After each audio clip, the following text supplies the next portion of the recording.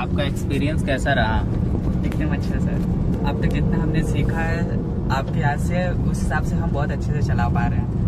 आराम से, अब कोई दिक्कत ही नहीं होता। एक महीने में जिस हिसाब से हम चला पा रहे हैं उस हिसाब से हमें उम्मीद नहीं था कि हम चला भी पाएंगे एक महीने में इतना जल्दी। अपनी कार चलाए थे आप? हाँ सर, सफारी चलाए थे अपने। कहाँ से कहाँ तक ले गए थे? सुंदरपुर से लेकर गाजीपुर तक और फिर वापस? चलिए बढ़िया, थैंक यू। गुजरात से काफ़ी ज़्यादा एक्सपीरियंस मिला कि हाँ जिस हिसाब से हमने सीखा उस हिसाब से हम अकेले चला सकते हैं। बहुत बहुत थैंक यू। Most welcome.